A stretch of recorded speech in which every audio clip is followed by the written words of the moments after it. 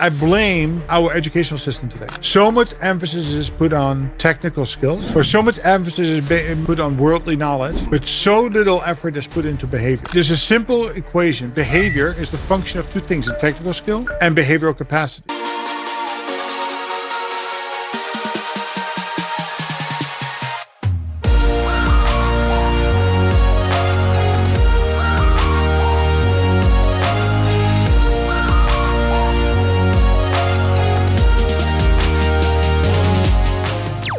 Welcome to another edition of Living Boldly with Purpose. I'm Dr. B. I'm your host. Oh man, I was just, we got the grandkids and all kind of stuff going, and so I kind of out of breath, but that is okay because I'm excited to talk to Walter today. It's been funny because over the last few times I've had now 3 different helicopter pilots in the last month, the folks that I've been talking to, which is really cool. I had one that I can remember really, right now is a lady named Marcy Ng, and she was the first African-American helicopter pilot in the Army. And so Wow. we had a great story, and she told us all the things that she had to go through in order to become a helicopter pilot. Not only being a woman, but being a Black woman in our Army, and that's just been really cool talking to aviation experts like yourself. And so, but when we think about living boldly with purpose, and we think about all the things that we could do with our lives, all the things that we have options on, and when we think about success in schools, probably if you're watching this, you're probably saying to yourself, or you're watching this because either you know one of us and you're our friends and you're watching, or you're my mom, or you're Walter's mom, or something like that. Or you're really thinking about your life and you're thinking about what is it that I could do differently than what I'm doing now, so I could have differently than what I have now, and I can achieve things differently. It's not always necessary about what we have, right? It's not the things that we have. Sometimes it's just about that happiness and fulfillment and the things that we do. And so that's why I love doing the show, and I love the format of the show, because I get to, talk to folks and learn about their stories, learn about their world that they live in, and how they interact in that world. And sometimes, when you do, when I kind of start out, I'd ask somebody, well, what is it you do?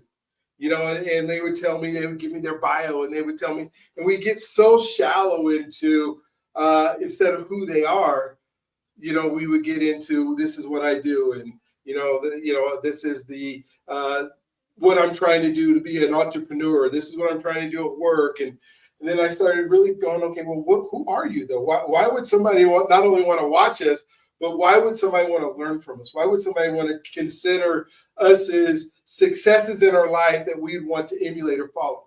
I don't think anybody really wants to watch somebody, and maybe they do, but somebody who's been a miserable failure and never made it. Never came out of it. Somebody who hates their job and just wants to talk about going to work and how much they hate their job. People want to hear the inspiration of, hey, I was once where I'm at, and then this is what I got to. The lady I did earlier today, she was talking about, she was a nun and all the things that happened. And she had 10 people die in her life in a short span of time. And, but then she's the happiest lady in the world right now. And so it was you're kind of feeling sad as we were going, and sadder as somebody else died, and sadder, but all of a sudden she's like, no, this is what I did. This is how I changed my life. I realized I was an alcoholic. And then I went to, finally I got to the courage to go to a meeting and say, I'm an alcoholic. And as soon as she did that, life changed around. And it's just so amazing when you get to that point in life. And so excited to talk to Walter today, because he is successfully his clues. He's one of those people. We were talking before the show, and he told me, hey, I was in corporate world and I didn't want to do that no more. I wanted to have my life fulfilled. And then all the things that he's doing now. Whether it's, he's flying helicopters, or he's flying planes, or he's, doing coaching and all these things that he does, he's more fulfilled now, I could tell, than he ever has before. And he's not even close to where he wants to be. And that's the kind of stories we want to hear. And so, Walter, please tell us your story. Tell us, how you got to be. We're looking at your title down there, also known as the Dutch Mentor. And so I don't know what that's all about. I assume it has something to do with Holland or, somewhere other in the world that you have, but we can't wait to hear it. So go ahead. Very good. Well, thank you. Thank you, Brian. And I hope I can match your enthusiasm for life. And obviously you're living boldly with great purpose and providing these stories to the audience is fantastic, of course. So thank you for inviting me to come tell my story. I'm going to take you all the way back to Holland, where I was born and raised. Typical teenager all the way to age 14. It was nothing all that eventful, right? We had our ups and downs with our parents. I say yes, mom and dad say no, and you fight that. But I didn't have a real purpose or passion. It wasn't until a sad day. I was riding my bicycle home from school. It was a beautiful sunny afternoon. And right on a long straight stretch, I saw an older farmer on his bicycle crossing the street, and he got hit by a car. And in that process, as he fell to the ground, I was there within seconds. I was able to sit there and hold him in my arms, and literally had a skull fracture. It was very dramatic, blood pouring out, and I felt completely helpless. I did not know what to do. I wanted to save the man's life. I wanted to comfort him, but I just did not know what to do, how to do it. So I had an epiphany right then and there. I said, this will never happen to me again. I will learn what I need to learn in order to be able to help and save people's lives. And really from that scene, I went home with bloodstained clothes. I took steps immediately to learn first aid and become a first responder and really, wanting to go on a path of becoming a medical doctor. Now that got disrupted because of my own behavioral, I had my own battles to fight of what I wanted to do in life. So I came to America when I was 18 years old. Initially to visit, then the second time I came to work, and then I stayed here because I really felt more at home here, and I was kind of trying to escape from all of the negativity that was that I had in my life, smoking, drinking, hanging out with the wrong people, but all through that portion, the passion that for helping people never left me. So I was lucky enough to find my first mentor in life, Danny, who identified in me pretty quickly that I had some struggles. And he was a recovering alcoholic and drug addict. And he said, listen, you might not be a wet drunk. In other words, you might not be in a clochard who lays in the street with a brown paper bag and get drunk every night. You certainly have some mental and behavioral issues that can be addressed. Why don't you come with me to an AA meeting? So I actually went with him to Binghamton, New York. I was 18 something years old. And he said, sit down, shut up, relate, do not compare. And that was the last time I drank a drop of alcohol. I learned so much just in that meeting. And from there, I've just met wonderful people to help me learn so much more about myself. In other words, becoming self-aware. And that also then allowed me shortly after that, I got married because I wanted to stay in America. The wife was a school teacher. I had the opportunity to become a young entrepreneur and own a bakery, pizza, delicatessen. My passion at that time was to be a business owner. My passion wasn't getting up at 3:00 in the morning and staying up until 11:00 at night, because I was still missing that component. How can I help people? Feeding people is helping, but helping people in the medical world. So interesting enough, I learned about the local volunteer ambulance corps and fire department. So I joined. And through that, I very quickly rose through ranks of EMT intermediate, level 3. And then I became one of the first paramedics to service the particular area. And that now finally got me on my journey of being a one-to-one healthcare provider. And fast forward of doing amazing things and really having deep experiences for the next 6 years, I started kind of like being interested, and they were interested in me. So what about you leading people, other paramedics in an office? And that's where I met another mentor. And that mentor gave me the first opportunity to learn to lead. Now, I will tell you that right out of the gate, high-performing doers don't always make the best leaders. And why is that? Because often people don't really learn or are taught how to lead. So they continue to do, micromanage, etc. So I went through my own little struggles there, but I wasn't able to quite identify what that was. It wasn't until, into my mid-30s, I said, listen, I really like this. I want to have a greater impact. So that's when I was at that time flying as a flight paramedic on a local trauma helicopter, great experience, but lots of downtime. I said, listen, when you have downtime, why don't I study? So I went back and got my undergraduate degree in economics, and then went back and got my executive MBA, then went back and got my fellowship after that, all while I was, flying helicopters as a paramedic. Not, and that kind of like stirred the pot a little bit of, hey, I already have my fixed wing license. Now I really love flying a helicopter. Having, 3 kids and ultimately 5 kids, I couldn't afford to do that, but it was fun doing it on their dime and flying with them, and at least, feeding my aviation spirit. It wasn't until the end of my executive MBA program I said, listen, I need to create new opportunities. And again, the theme here is I have to create it for myself. Nobody is going to come around and do it for you. So if you lead from the leading edge, that's a little aviation, terminology here, you can do amazing things. And again, I came across a really good mentor who was able to take an opportunity and give me a really big responsibility. And I took that. I took the bull by the horn, ran with it. And in that process of now leading a team of almost 1,000 people, doctors, nurses, administrators, service lines, taking a team that was underperforming to become a higher performing, and ultimately speaking, the highest performing team in the healthcare system, I met another wonderful mentor who's still my mentor today, Mark. And it is with him that I really started understanding what is my why. Right? That's where I started. My why was being that one-to-one healthcare provider, and then learning over time how I can make a material impact on many leaders who can have a positive impact on frontline workers who can have an impact on patients. So the majority of my time is spent in healthcare.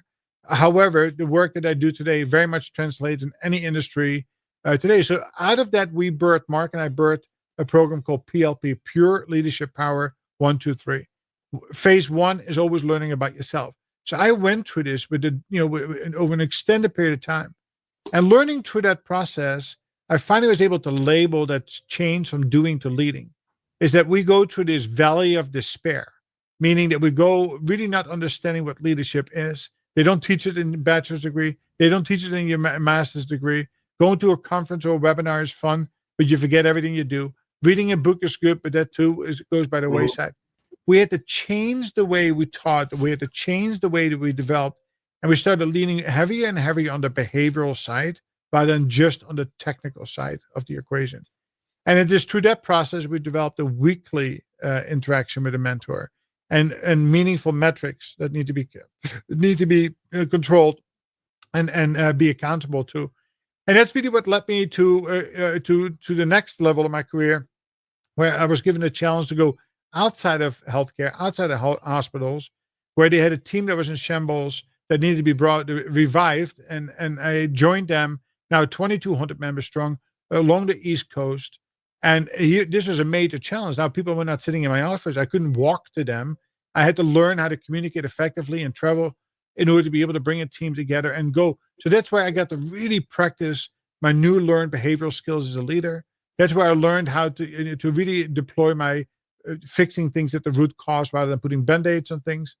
But the most important, and that's really the third phase I learned, is how to establish an operational rhythm, how to ensure that you have the right people in the right roles, that they have the right capabilities and capacity, how to unify the team across multiple different disciplines, how to have meaningful metrics, a cadence of accountability, and to take appropriate action. And that got me all the way through COVID. I happened to be put in charge last minute in running all of the COVID operations for the Biden transition when he was inaugurated, which was an awesome responsibility. Learned a lot from it. We were able to stand up an amazing operation that met the needs because another company failed to do so, but it also burnt me out. And that led me to making a decision April after that I said, listen, I always wanted to be on my own. Listen, we made a lot of money during that period of time. I said, now I finally have a wife who makes good money. I have a runway of a couple of years, not have to worry about things. Let's go be different. Instead of pursuing to become that CEO, and with all the vision I had, I wanted to be a mentor to people who were struggling in the middle. Because at the end of the day, I still had that passion and purpose around giving the patient or the frontline the best possible experience. And that is all done through leadership. So I rededicated my life to becoming the Dutch mentor. to building out the Pure Leadership Power online program where people can take either alone a program for 30-hour videos and online work, but I strongly encourage and people to sign up for membership and one-to-one, because it's the one-to-one 30 minutes per week for 12 to 18 months is where the magic takes place. So today I work with one-to-ones, I work with small teams. And of course, as you started up front, I had one more little inkling and burning desire, which started in 2011 when I could not afford it, but now I could. And that's when I started my training as a helicopter pilot. And I finished it up yesterday as becoming a CFII. So I'm fully trained and certified as a flight instructor instrument on helicopter. And the next thing is to be able to do it for my fixed wing. And then I can pursue my goal to become to start a small flight school and do my coaching business and be happy as a clam for the rest of my life. Oh my gosh. So much to unpack in there. There's so many really cool things. The first question that came to me is you were saying that you were a paramedic that was flying a helicopter. And I didn't realize that you had to be an actual, in order, because you jump out of the helicopter and then go work on, I mean, you can't work on it while you're flying it, obviously, but. No. Well, so first of all, as a flight paramedic, you do not need to be the pilot, right? There's a dedicated EMS pilot, then you have a nurse and you have a paramedic in our configuration. Yeah, we would leave our home station and go to any accident. So the cool thing about the job is you never knew where you ended up, right? You could be in a field with a car that was rolled over with two people entrapped, or you could get people with an eyeball that is hanging out to somebody who had a stroke. We saw everything, but the cool thing is that you get to see the worst of the worst. Now, yeah, again, to me, that's cool. To you, that is like, oh my God, right? It is like, we're adrenaline junkies to start off with, right? Yeah. And we have a deep passion for patient care, and we want to be able to get create these wonderful outcome and stories. And I've been very fortunate to have been part of wonderful stories along the way that I can truly reflect back upon. And I still get phone calls every year from some of my patients thanking them for allowing them to live another day. Oh, that's so neat.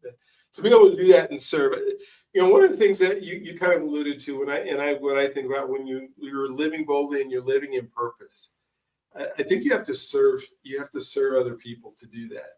I mean, what's your thoughts? Is it possible to be living in purpose without serving others? So a good leader is a server of others, right? It's servant leadership, right? So I'll give you a couple of statistics. So today, nearly 64% of the workforce is working at or near burnout. That's crazy, right? That leads to a lot of turnover, a lot of cost, a lot of sick, a lot of people not living a balanced life. Another scary statistic is that 72% of the people don't like the work that they do. Could you imagine spending 40 years in your life in a role that you really don't love to do? So we need to break that, right? And too often people get trapped into the role that they have because they limit their dreams, right? If you dream small, you're going to be small. If you're going to dream big and you act small, in other words, you take small steps to that big dream, then you will become big, right? Over time, whatever that is. For you, that might be very different than for me. So I talk a lot about the 4 Ps. It is your responsibility to self, that you connect your purpose and passion, which is your heart level, to the people and processes you want to work with. And when I work with people, when they can finally join, when they join the service, and when they make the commitment, I take them on the journey itself. I always start at the why. By simply asking, why do you do what you do? And I tell you that 95% of people have no clue. They have a really difficult time articulating. They can tell me the what and the how, but not the why. And then we talk about what are you? Why are you different? Why are you special? Right? What is that purpose and passion that you have that makes you a differentiator? They don't know that either. So we have to discover that, right? We have to discover their blind spot. We have to discover and build a personal brand. We have to develop an individual development plan for each person to allow them to and encourage them to dream big. And it's through that process of self-discovery, that self-awareness, that all of a sudden, the flower opens up and all kinds of possibilities are in front of them. And again, I blame our educational system today, right? So much emphasis is put on technical skills, Mhm. where so much emphasis is put on worldly knowledge, Mhm. but so little effort is put into behavior. Right? There's a simple equation. Behavior is the function of two things: a technical skill and behavioral capacity. You can be a wonderful welder, but if you have a sucky attitude, you will never build a big business. Mhm. Right? That's the same thing. You can be a podcaster. You can know how to audio, visual, do all this stuff. But if you don't come at it with passion, your podcast will suck. Mhm. Mhm. Right? And that holds true in every single thing, every facet in life. As a father, as a son, as an aunt, as an uncle, as an employer, employee, we need to learn that we match our technical abilities with our behavior. But if something goes wrong, the first place people go is trying to retrain you on your technical. Why? Because that's easy. It's very difficult to have meaningful, deep conversations around people's behaviors. And it's only when you have that breakthrough, that you're willing to talk about your own behavior, that you really start seeing changes take place. And the exercise to me is always this: what is your perception of self? And then write that down. What are your strengths? What are your weaknesses? What you do more of? Then turn that upside down, put it into a seal envelope, put it in the closet. Now go ask 20 people around you the exact same questions. People who you work for, work with, and work for you, your aunts and uncles, your kids. And because that's the perception of you. And at the end of the day, what matters is how people perceive you, not what you think your reality is. And people are always surprised that they think that their reality and perception is this far apart, or maybe even this far. Well, in reality, as you can see, my fingers are leaving the screen. It's often widespread. And once they understand that, once they can make that connection and then learn to bridge the gap, that's where they find happiness in the work they do. They find purpose in the work that they do. And I have gone through that struggle myself. Right? We cannot depend on our employers to help us become great leaders. 95% of leaders believe that development of others is critical to the success of their company. The problem is only 5% of them take meaningful action. And take a 10,000 employee company, right? Of the 10,000, you should have at least 1,000 leaders, right? 1-to-10 ratio.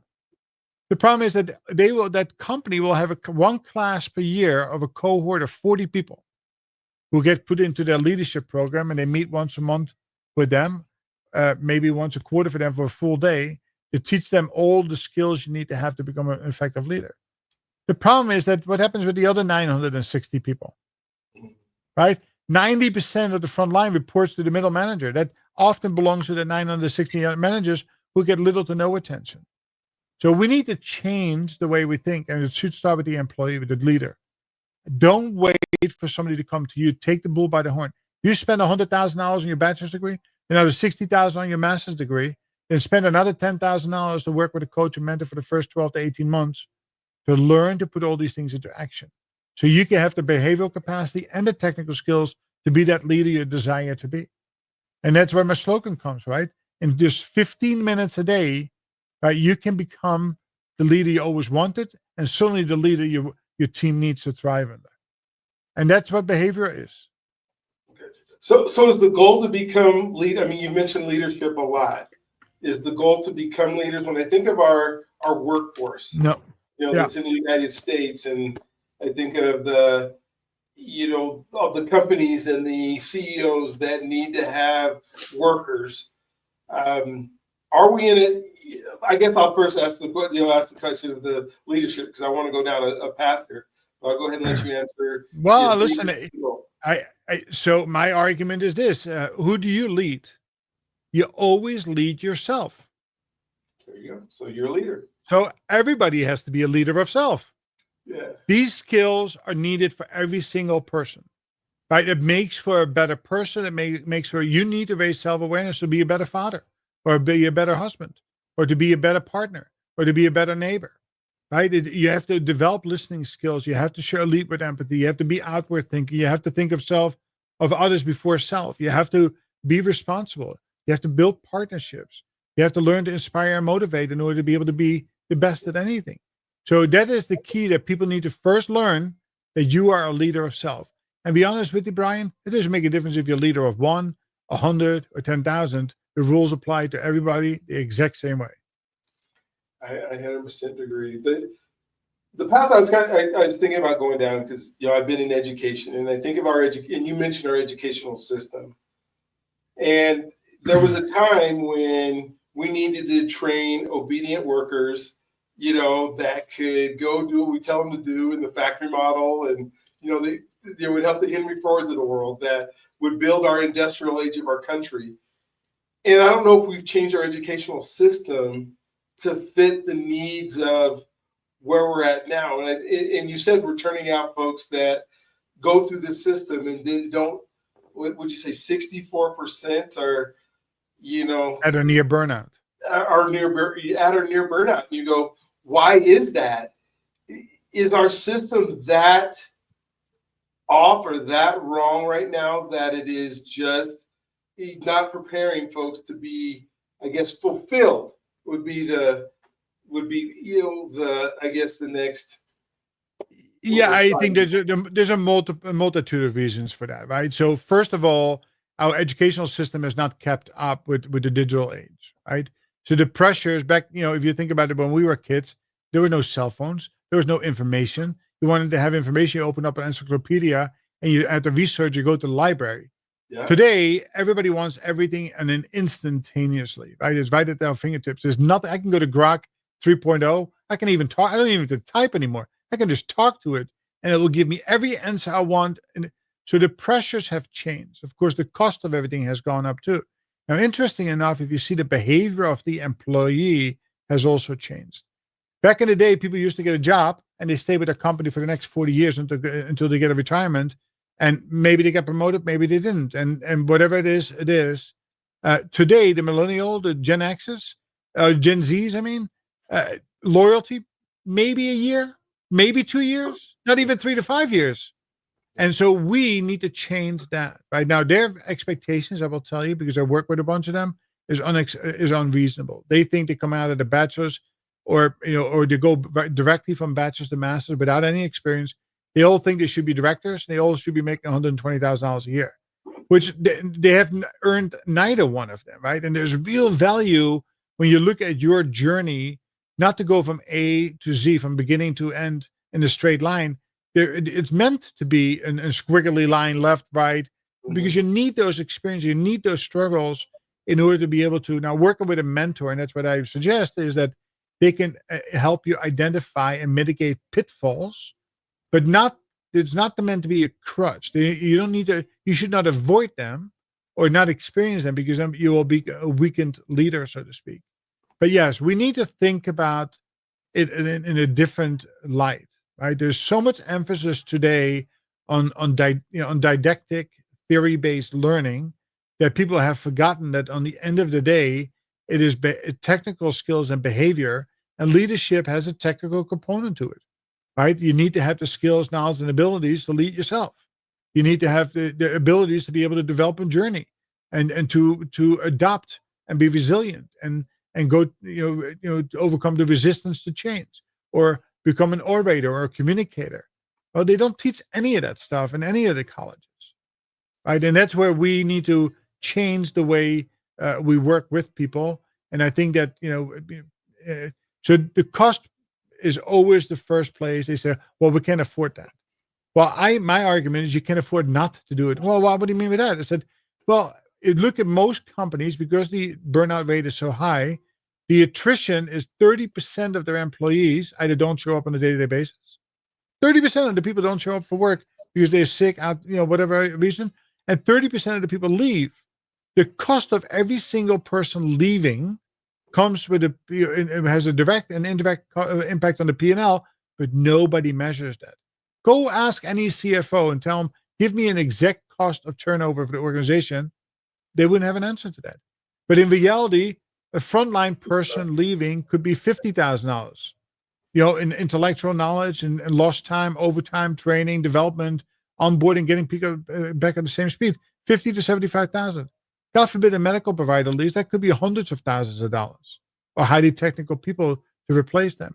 So the sooner we all wake up that the people are just not getting the right education to be actionable, to thrive, to accelerate either for themselves or their teams, and start including mentorship, not coaching, but mentorship. Very different, two different viewpoints that will allow people to onboard sooner, learn to adapt to a culture while still leading from the front edge, and be innovative, creative, and learn to accelerate and perform for the organizations.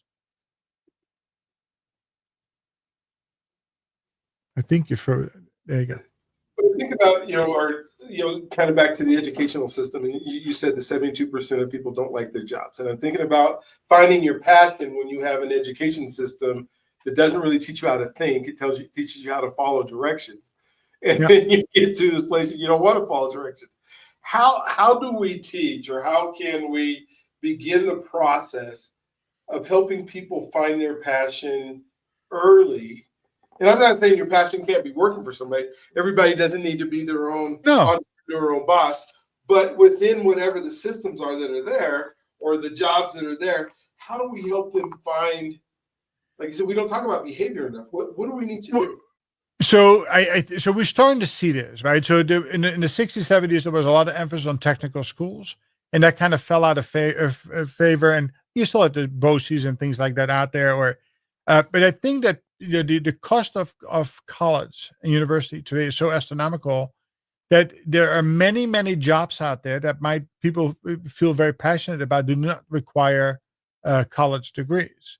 But we need to be able to support these folks to be able to develop technical skills of being subject matter experts. So that's one avenue that we need to continue to develop. And I will tell you, Europe does a much better job in that than once you're 12 years old, everybody gets a base education. Through that base education, you quickly identify, do you belong at the university level, the higher education level, the middle level, or the technical level? And they put you into these categories. While you still, if you have a technical upbringing of education, you're still able to go to middle, higher, but it's done in parallel and then in sequence, right? So you have just add another year.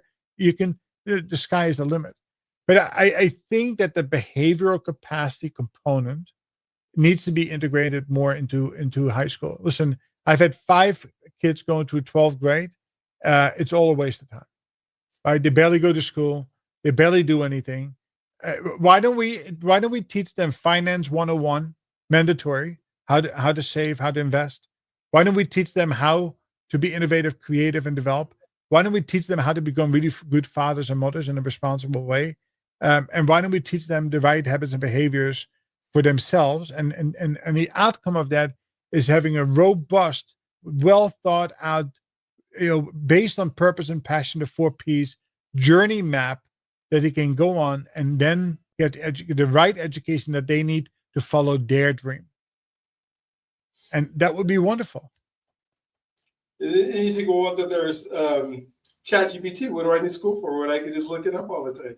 I love Elon Musk, and he's 100% correct. Listen, every single thing that you need to know is available on Grok or ChatGPT. Again, it still takes a behavioral capacity to continue to learn 15, 20 minutes a day on any one topic in order to become a subject matter expert. And listen, today's kids, sadly, rather sleep in and work on play computer games than do that. So those still need to go to college to get some level of structure. If you're highly motivated and self-driven, you can do that. Right? I think that anybody paying $100,000 for undergraduate degrees is idiotic. You can go to many local, 4-year SUNY colleges in New York, or do virtual, get the same thing, then spend your money on your master's degree. Nobody will ever care where you get your bachelor's. Not that anybody really ever. I'm a proud graduate of Pace University, Lubin School of Business on Wall Street. Now, ask me the last time anybody asked me that. Never. Yeah. But I was stupid enough to pay $82,000 for it. For the name, right?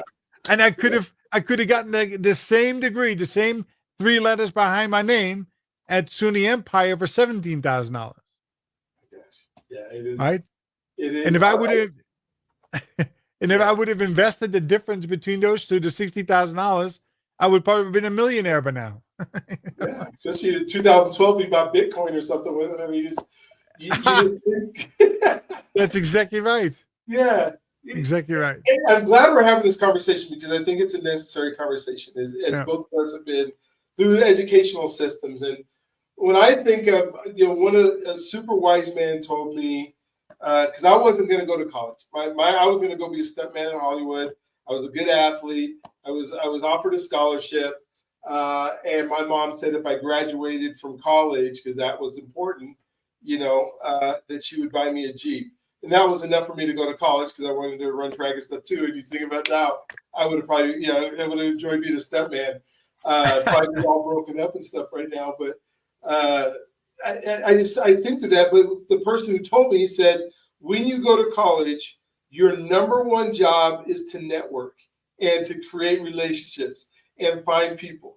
I can tell right now you're a special ed kid, so you're not going for the education, and you're not going to be a doctor. You're not going to need the technical skills to be an engineer. You're going in for like a communication major, or in my case, I did communications and physical education. I wasn't going there for this high-end education. I was going there so that I learned so I can network with people. But we don't teach our kids that. We say, go to school, get this great education, and you're going to be able to go get a job after you graduate college, but we haven't taught them how to think. Yeah, it's funny you say that, because one of the things that I fear for this generation and beyond is that because they're so reliant on texting and emojis and meeting in a digital environment, that the art of networking is lost over time. Yeah. Right. So getting your first job is through an application. And if you know somebody, it's great. But most of the time you just apply, you go for an interview, you get your first job. My daughter just got her first job, official. She's a photographer. I've done a lot of freelance work. But this time she said, listen, I need to go out and, she went for an interview and got the job. Well, I have news for you that once you get to the managerial level and above, those jobs are likely not through applications anymore. They're all done through a network. So you better learn how to network. Now, listen, you'd be surprised, but there's two types of individuals, right? There's an introvert and an extrovert. But we are creating by default more and more introverts and fewer extroverts. And the struggle of the introvert then becomes real because there's no challenge. They can hide behind their telephones and screens in order to get done what they need to do. But if they want the jobs of the future, they need to put themselves out there. So I work with a lot of clients. I call myself, I'm an introvert by nature, right? But I'm an applied extrovert. So I can put myself out there. Now, what people say, what's the difference between an introvert and an extrovert? Well, an extrovert is somebody who puts them in the public and it energizes them, right? An introvert can still be put out in public. I can still stand in front of 500 people, but it sucks the wind out of me. I'm exhausted afterwards. I find no joy in it, but I know I need to do that. So that's my struggle, right? I identified in building a business, right? If I need to do a business, I need to do business development. I need to put myself out there. Yeah. But I will only put myself out there. My behavioral capacity is low, that I only do the things that I feel comfortable doing, like talking and lectures and teaching. But what I really should be doing is knocking on doors and meeting new people in order to expand my business. And that's the thing I fear most with the people who grow up in this digital age, that they are losing the art. So I'm a board member with the American College of Healthcare Executives for the New Jersey and New York chapter, actively in New Jersey right now. And we strongly encourage all of the members to come out and physically meet and mingle and learn the art of doing that. Because again, it's likely that your next job is what you call, 6 degrees of separation from Kevin Bacon line. Oh, wait, you meet somebody who's going to say, hey, I remember Brian from that outing. He was phenomenal. Why don't we call him up and see if he's available for this job or interested? And don't underestimate the power of the linkages that you develop as you network with people. So again, I think that going to a conference, Brian, is phenomenal, but it's a networking event, not an educational event. Why? Because you'll have your network that can, as long as you maintain it, the knowledge you gain at a conference by Monday morning, 95% is forgotten. And if you don't take meaningful action on the other 5%, by the following Monday, that's been forgotten. So again, we need to change our habits and behaviors around how we meet, how we learn, how we grow, how we develop, and how we are going to be successful. And I take you right back to the 4 Ps. Make sure that you know your purpose and passion. Go on that journey. Really become self-aware, and then find that company you want to work for that has the process and people that you can find and get energy out of. And if you can do that for yourself, including making some changes along the way, I don't feel that you ever get stuck. I develop opportunities, and these are not easy. It comes with risk, and you need to, like you say, living boldly. Right? Sometimes you got to make a bold decision that is risky to find your true love. Oh my gosh, it's so true what you're saying, and as I'm processing and thinking through, the connection. When I found out that there is an actual chemical, and you probably know this being in the healthcare, that we admit that, or whatever you call it, that the reason that we get so tired doing, like, we're communicating. I'm glad that I get to communicate with you, because I probably would have never met you without the technology. But this chemical, this aura that I'm sending out is bouncing off the screen and coming back to me because it's not able to sit with you, right? And you have the same thing. And so unless we have actual physical connection and proximity to people, we're losing out. And I think about our kids, and when I think about humans and fulfillment and being able to live with purpose and live boldly and be excited and can't wait to wake up in the morning. I think if there's 3 things that we love to do that make us excited. One is learning and being able to take what we learn and create. But I think some people think that learning means being able to access information.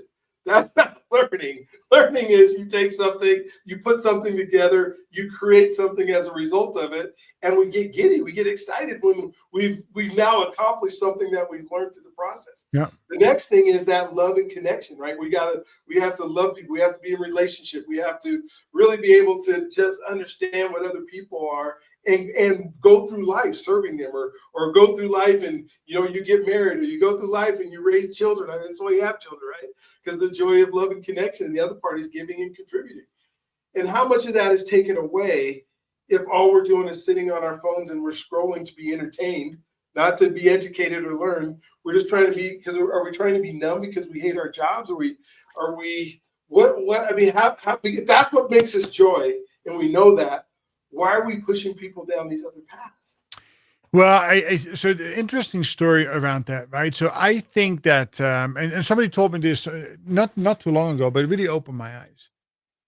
Most of us care a lot about what other people think of us, and that holds us back. Yes. Right? But I would challenge you to think for a second. What is one thing that is 100% true in 125 years from now? That we're all gonna need each other. we are all dead, except for maybe a couple of alligators and turtles. Yeah, we are. Right? Yeah. So think about it, 125 years from now, you are merely a digital picture in somebody's computer as a great grandfather, and probably never thought of again, with the exception of on a rare occasion. So we put so much time into worrying what other people think that is holding us back. We should say, I don't want to swear on the show, but we just need to say F it. Right? We need to live boldly and do the things that are truly deeply passionate for us, and care a little less about what other people think. Now, this is the quote I give to every single one of my students. Mark Twain, and put it, and I write it boldly and I'll never forget it. 92% of what you worry about never happens. Never, ever happens. Yeah.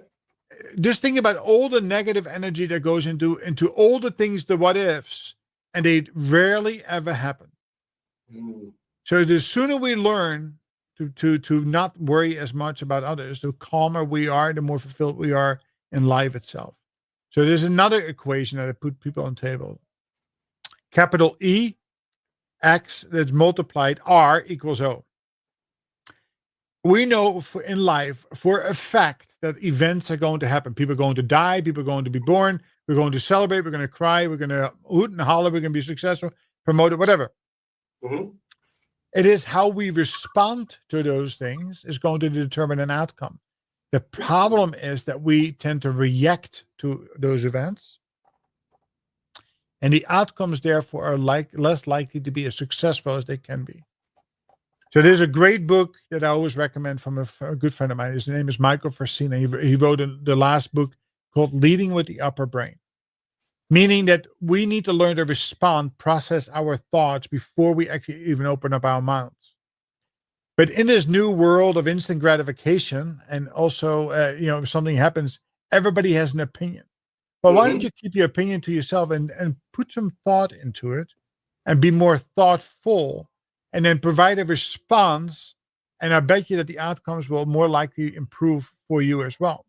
So knowing and understanding our lower brain, our limbic brain, our fight for flight brain is the one that will operate in a nanosecond, right? If you punch me, I go move away, right? That's a reaction. That's lower brain. The problem is that the outcomes of our consistently being in lower brain is not going to be that great. And I use an example. Having a difficult conversation is the most difficult task for a leader to have. Mhm. And they avoid it. That's lack of behavioral capacity. They avoid it by all means. So that Mhm. means that half of our team, or 20 or 30% of our team, are underperforming, but we will rank them as performing because that's easier than to have a difficult conversation with somebody. Yeah. Right? So it is when we learn how to have these difficult conversations by motivating and inspiring, by love with abundance while giving them tough love, by asking them why they're not performing and what they are going to do to perform rather than telling people what to do. Now, we can do a whole nother show just on that particular topic itself. But I think it is really important as a takeaway for people to understand that if they want to be successful in life, we need to be more thoughtful. We cannot just react to things. It leads to poor outcomes and to regret on the back end. And I think that's important for people to know. I just love your thought and said, why don't we keep our opinions to ourselves? And what immediately directed me to is like our media outlets. Like we wouldn't have any if they would keep their opinions to themselves, because that's all we do right now, right? Does anybody? I can't watch the news because it's not news. It's everybody's opinion of what they think somebody else is doing. It's so crazy. Oh my gosh. When you think about, and you brought up your 4 Ps and you talked about purpose and passion, how do we find purpose and passion, Walter? Where do we You, find that and get that? we have to go back to the why and not the easy way out. So I say that everybody should have a 43-second why statement. And so 43-second, where the hell did you come up with that? Well, I want you to tell a story. I want you to give me a hook. And then I want you to tell me the context in between and then to close it to what it, not on the what and the how, but to your true why. What is the story that I told you about when I first started talking about what happened to me? What happened to you physically, or just what happened to No, no, you? what happened to me when I said talk about in my journey in Holland and why I ended up wanting to go in healthcare. What's the story I told you? You said that you were in Holland and you wanted to come to America because you wanted to so you be a pilot. No, you didn't want to be a pilot. What did you What want to be? what what tragic moment happened in my life that provided that epiphany? Oh, the farmer, the guy that died, and you held him in your arms. And when you held him in your arms, you said, "This will never happen to me again." Didn't that? Because I want to make sure that I go be an EMT right away, Yeah. because you did not know how to be able to take care of Yeah. So if I would have told you that my why was I just want to make a difference in life and therefore I want to be a good teacher, and I would have asked you 45 minutes later what my why is, you would have never known. him. Yeah, yeah. Right? So we need to learn to tell our why story. And this cannot be done like if I challenge you right now, Brian, said, what is your why? I want you to write it down in longhand on paper. Then you come back next week. I want you to read it to me. And then I'm going to help you shape that. Then you come back next week. I want you to write it and read it to me. And then the week after that, I want you to think about it. No more reading. I want you to think, it needs to come from your heart. Once that get into your heart level, and why is that? Because when you're entering a field, you're going to be applying for a job. You're probably one of 20 or 200 people who are going to be applying Hmm. and being, coming in for an interview. If you are not memorable, you're not going to get that job. So you aligning your understanding your why, which then can be aligned to your purpose and passion. You're more likely to fall into that category of the 28% of people who love what they do. Hmm. Right now, do we need to make money? Yes. Do we sometimes have to go work at McDonald's or drive an Uber? Sure. But that doesn't mean that's your end destination. That's just a destination, and you better learn a lot from that as you continue to progress. But your why statement becomes the most important piece of the puzzle because it always is a reminder of why you do what you do and how you can prosper in life. Yeah. Well, man, I see that. And you see, like, when I talk to some of our youth and our kids, well, I want to be a gamer. I want to make money playing games. Okay. Okay. Well, I hear that so often, right? I have a really appropriate response, but I cannot say it on the show. I will tell you after we stop recording. Oh, but I mean, that's the mentality. Like, no, what is it? What is it that you just can't wait to talk about? What is it you just can't wait to do? That allows you to really want to pursue that purpose. And I love the direction of let's write it down. Let's now say it again. And I think for a lot of people, there hasn't been enough experiences to be able to find what their purpose is. Right? We need to go out and get experiences. We need to, Yeah. And not living through somebody else's experience. Yeah. You can't say that I'm skiing on a video game and understand what it means to ski, right? Or understand what it means to drive a car, or understand what it means to do, half the stuff that they play and you just go. Are there experiences that every child should be able to get or have, or as parents, what should we be doing to create those? Yeah. So stop telling your kids what they need to be in life. That's number one. Hello. Right? Hello. So don't let the kids live their own lives. Don't let them listen. I have 5 kids, all 5 very different tracks. I've never told them once on what they should do in life. Right? I've encouraged them. I've supported them. I have a son who went to get a psychology degree, wanted to go become a psychiatrist, and he says, "Hey, listen, I would like to go study film and be a photographer and videographer." And he has a wonderful business set up for himself today. People needs to come from within. We cannot be the parachute or the helicopter parents. We cannot be their parachute. We need to put them in uncomfortable situations, and when they need to go out and experience, innovate, create, and don't let them live through you, right? Or don't you live through them, so to speak. I think it is important that we need to encourage. Now, I've not always been successful with that with my own kids, but I started work when the time I was 11 years old. I started, babysitting on a farm. I was milking 70, 80 cows morning and night by the time I was 12, 13 years old. I worked at the butcher after that. They free beer, by the way, at the end of the day. But I worked there and I learned a lot. I learned to work hard, right? And that's one thing is missing today, that everything is easy for these kids. We give them too much. They don't really struggle enough, in my opinion, to be. But the best advice that we can give to the kids is to go out and learn to be yourself. Right? Find what makes you happy. Stop telling people how to act, what to do, who they are. I want them to have good morals, good values. But you have to think about the triad, the triangle of life. In the first 6 years of your life after you're born, you are being told what to do by people around you because you thought that is just, that's part of your culture, right? You identify yourself as, because people have told you while your brain was in development, how to sit, what to do, what to say, how to talk, what words to use, how to describe things, their definitions. There was no self-thought process. Everything was told. That's our culture. And out of that culture, we have experience in life. But during that experience in life phase, we start developing our own opinions, and we start pushing back to our parents and society, and we have all these information sources. Out of that experience, we take action, and that action leads to results. Now, if you're not happy with your results, right, don't blame that on your culture, right? Go gain new experiences, go take new actions, and from that, you can hopefully get better results. And that's the best message. That's really what people need to understand, is that if you want new results, you have to get new experiences. You have to take new actions. Because nobody is going to do that for you.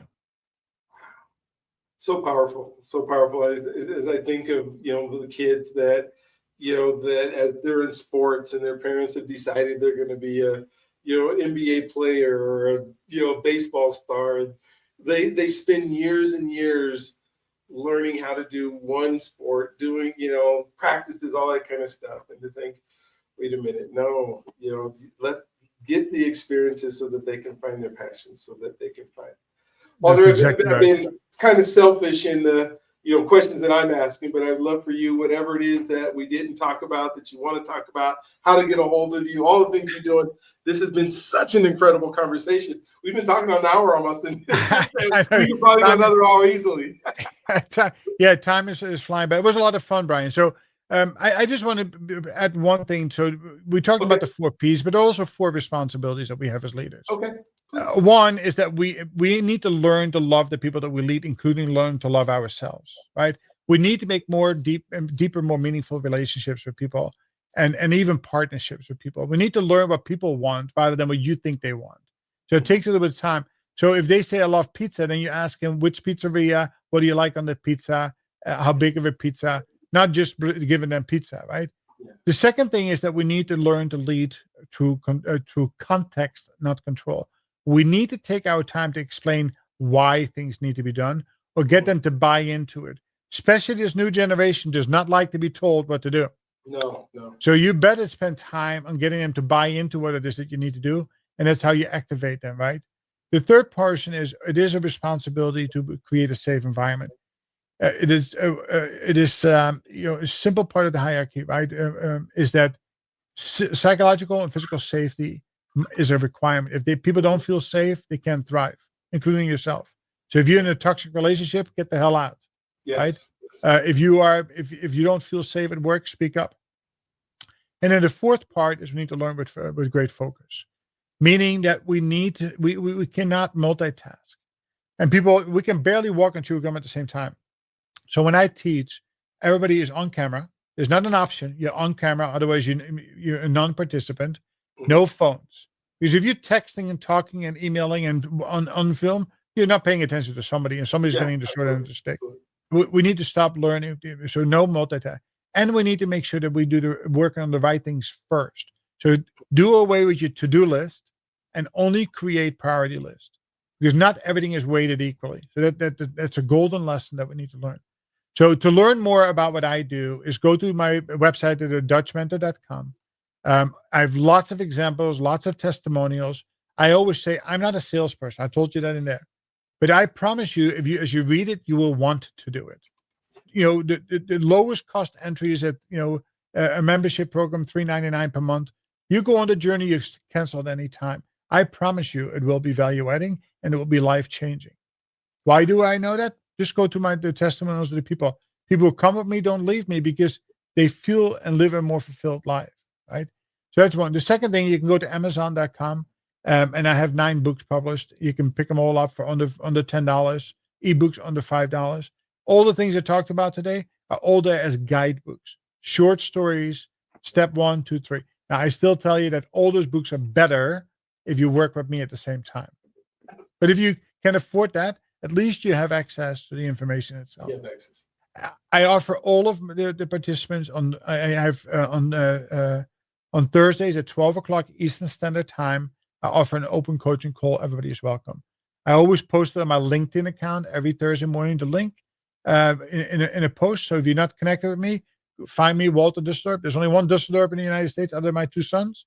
Connect with me. You get access to that. Come join in conversation. New topic per week. And if you like, go to my website, book a free consultation for 30 minutes. Let's talk about your journey. And that's how my goal in life is to be consistent, to add value, and provide quality-driven information. And again, it's a free world. Go out and get it. Don't wait for people to come give it to you, because that's not going to happen. Great advice. Don't wait for it to happen. Go make it happen, because you can, and you have the ability to. We are in a time in our world where the opportunities are endless. Can I say that 1,600 years ago? Probably. Can I even say it 100 years ago? Opportunities weren't even, as plentiful as they are right now, and everybody has the ability not only to access information but to take advantage of that information. And so, Walter Dusseldorp, is that how you say your last name? Close enough, right? Also known as the Dutch Mentor. I got that. Go to his website. Pick up some of his books. listen to this again. We had a very insightful but fast conversation. And, I took 3 or 4 pages of notes. I'm going to have to go and review them. I get the opportunity to actually review it and watch this as many times as I want. But I would encourage you to do that too. And if there's somebody you know that is just struggling with that passion and that purpose and not knowing what to do, not only have them maybe watch this podcast that we did, but have them connect with Walter and his organization and things that he's doing and the books that he has, because there's no reason that somebody's sitting aside, that 72% disgruntled about going to work, that 64% that's ready for burnout.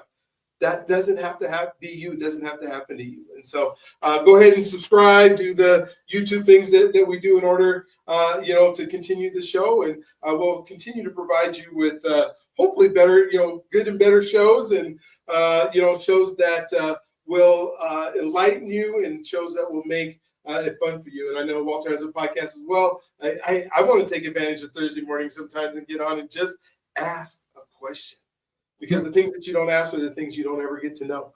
And so you guys have an amazing, awesome, just incredible day today. Don't forget that you, my friend, are God's greatest gift, and he loves you if you allow him to. And we'll look forward to talking to you on the next one. Have a great day.